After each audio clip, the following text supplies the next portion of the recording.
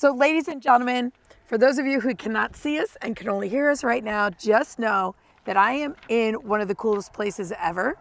I am in North Dakota. What town, Jenna, are we in exactly? We are south of Mandan, which is Bismarck-Mandan. They're connected, Right. separated by a river. So yeah, we're just south of Mandan. Right, Bismarck, North Dakota Yep, area. yep. And we are on a firing range. Okay, so who am I? I just shot a gun. Girl from New Jersey, just shot a gun. How did I do, Jenna? Great, fabulous. She got a bullseye, which is like unheard of, even when you've been practicing forever. So great.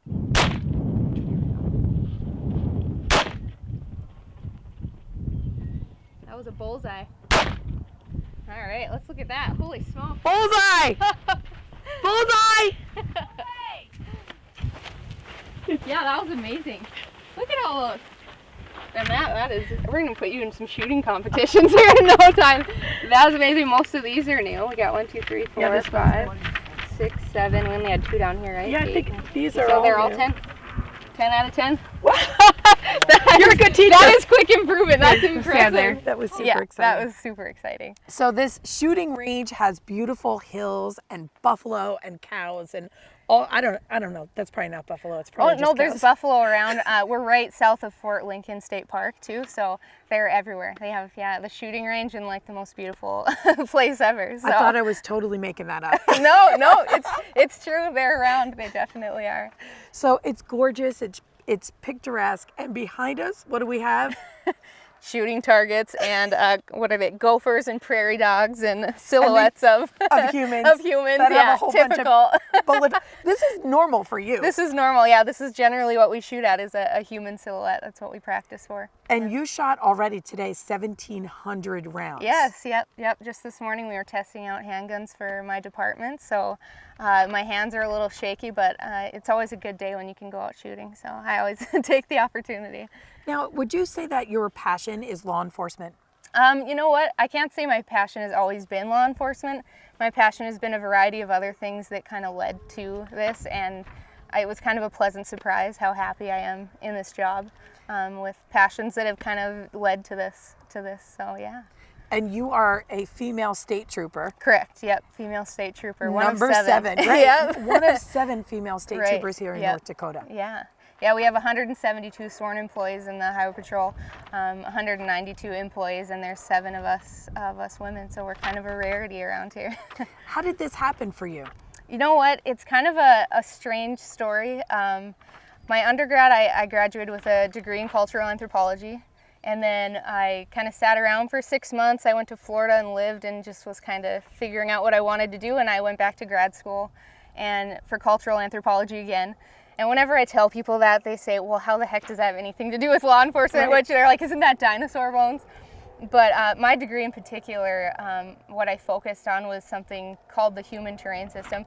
In short, it basically focused on military and domestic relationships and people in war zones, like in Iraq and Afghanistan, which is where I specifically focused on. And so I kind of looked at what the domestic version of that would be, and it was law enforcement for me. So how do you see these two coming together? So what I did is I met an officer actually in Fargo. She was another female officer, which is also rare. She's called their cultural liaison officer. Fargo is a big refugee town, and so she educates and deals with new Americans in the town, teaches them about our cultural practices, what is legal, what is illegal here, but then also kind of helps them cater to their culture, finds out who their kind of gatekeepers are in that community, who they go to for support, and she forges relationships with them so she can better understand people that are coming to our country. So she really inspired me to get into the field, and that's kind of where I saw anthropology, cultural anthropology, understanding cultures, and law enforcement. So. And you love what you're doing. Oh, I love it. Every day I can say that I get up and I'm excited to go to work, which I can't say I've ever had that feeling in my life with any of my jobs. I mean, I've always done odds and ends kind of jobs to get through school. So I really lucked out getting this as my first adult job, I guess. What kind of challenges do you have though? Because I'm sure there are Oh, some. yeah, many. I mean, challenges range. There's gender-related challenges, but then just challenges in general of being in law enforcement. And And so, I mean, I can say that the agency I work for is great. They're extremely progressive. I work with like the best group of guys ever. I work with only guys, but they are the most welcoming guys ever. They treat me like a fellow state trooper and not like a female, you know, which is good in that because profession. it looks like you can pull your weight. Right. Yes. Oh, yeah. Yeah. They train us well, and I would say probably my upbringing has helped a lot in deciding what I can and can't do. So. Now, we interviewed your sister. Correct. Yeah, Kayla in New York. Yeah, So. and she's the wife of Dan Carpenter from the Buffalo Bills. Correct, and yeah. we're on this 50-state tour, and when we stopped there, we kicked the tour off with Dan, and he taught me how to kick a football. Oh, how fitting, right? Kicking off the tour with kicking. That's exactly. great. It was awesome. And then we got to talk to Kayla about her cooking and everything else. Yes. And she was so excited that we were going to see you. Oh, yeah. And when I told Dan that I was going to be shooting a gun with you, I think he felt a little better about the fact that I'd be kicking just a football with him. Yeah, probably. I'll take the high risk stuff any day. When you think about this last year, because something else that's super cool is today, right now today, is your 1 year anniversry. It is, at the department, which means what for you? Which means that I officially have my job. I guess in law enforcement in North Dakota, you have to work for 1 year with your agency. It's like work probation to make sure you're a good fit and you like the job and everything and else. You're capable. And capable, right, exactly. They want to, I don't know, you're monitored closely as a law enforcement officer, which is great. And so they just monitor you closer on that first year and make sure that you're doing okay, everybody else is doing okay with you. And so today's 1 year and I officially have my job, I guess. Congratulations. So Thank you. When I found that out, I was so excited that we were here to celebrate that with you. So thank you so congrats much. on that. Yeah, I realized on the drive here and it made the day a little brighter, I guess. It was great. So if we have other women specifically who are out there listening to this interview here today, and they're thinking that law enforcement might be something that they'd be interested in, what should they think about seeing as their day-to-day life? Like, what can they envision? What can they envision? Well, I mean, it depends on the agency that you go into. I can speak from, of course, the state trooper side of things, but we also work with sheriff's departments and PDs, and we have the same job but a different job. As a state trooper, our specialties are, of course, working traffic, but that's focusing on things like DUIs involving alcohol and drugs. And our main specialty is actually crashes, injury crashes, regular property crashes, and also fatality crashes, of course. That's kind of what we're known for, is that person showing up on the doorstep, which isn't a great job to have.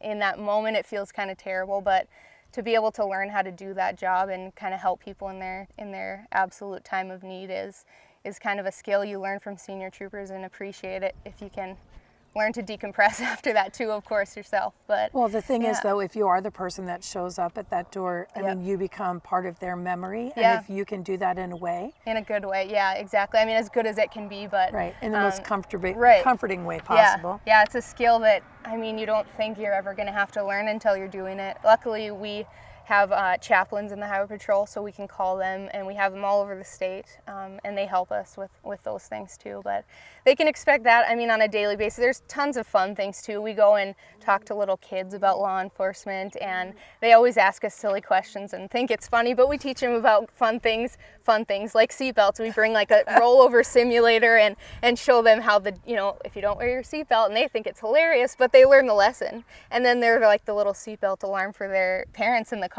Mom, you don't have your seatbelt on. And so it's fun to see them down the road, and they remember you, of course. And how should somebody explore this field, though, if they're thinking about it? I would say the absolute best way, and I would imagine it's this way across the entire country, is to do a ride-along. And even if you're not necessarily interested in doing the job of law enforcement, but just to understand what it's about, just contact a police department, sheriff's office, state troopers, and ask they let if you do that? Ride-along. Yeah, any community member, you just call in, basically ask to sign up. They'll assign you with a trooper or a police officer, and you can say, I want to go for 1 hour, I want to go for the whole shift, and you jump in the front seat and go with us. That's on amazing. Everything. That is amazing. So yeah. Wow, maybe we should have done that. Yeah, I know.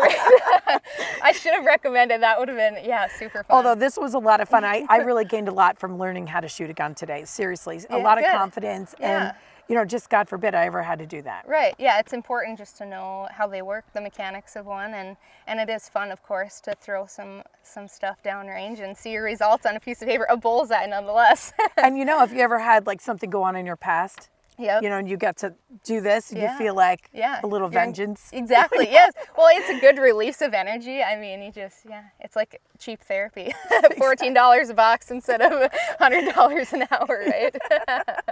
So to execute then, if somebody says, okay, I did this ride along, I want to take Yep. the first step, Yep. what should they do then? Look at the criteria for the department, or kind of maybe go on a ride along with a trooper, with a sheriff's deputy, and with a police officer and a police department, because we all do different jobs. Police departments are running to calls constantly. They're reactive instead of proactive a lot of the times because they do get such a high volume of calls. We are more proactive because we can go out and look for stuff instead of responding to as many calls in a day.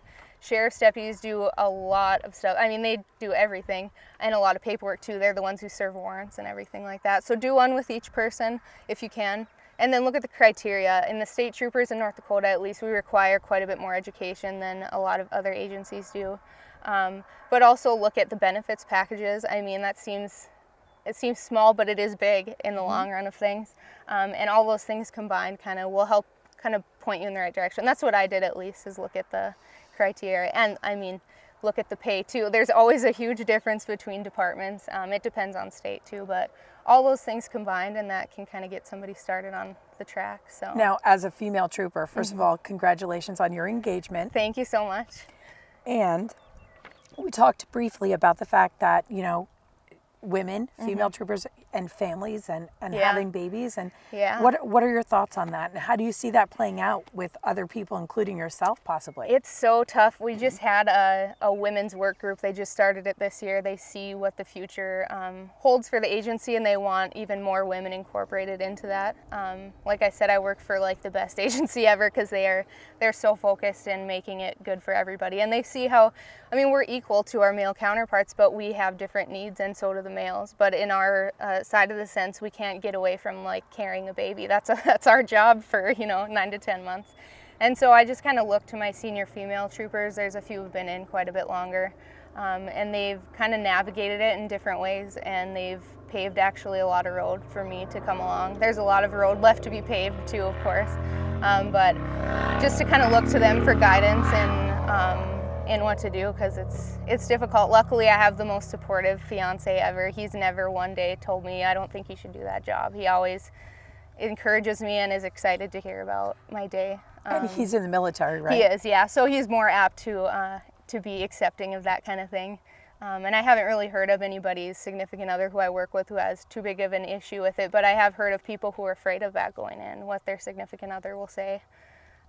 Because even in a military sense, sometimes women face that kind of, I don't want you to go off to war, which women don't want their men to go off either, but it's different at a woman's angle. It really is. So what closing advice would you give anybody who wants to get involved and make law enforcement their passion, serving like you have? Oh man, I mean, think about it long and hard, but try those small little steps like I mentioned before. And if you feel like you maybe don't have enough courage for it, or you don't whatever, you will surprise yourself. Because I've done many things in my life where I was terrified going in, and I made myself do it anyway, because I figured if I'm going to quit and not do this, what else am I going to quit and not do, And so I continued to do it, and I spent 6 months in the academy, and they do all sorts of stuff to us and with us in there, and I can say you get your heart racing every single day, but it feels really, really good at the end of the day when you've accomplished that and you felt that rush.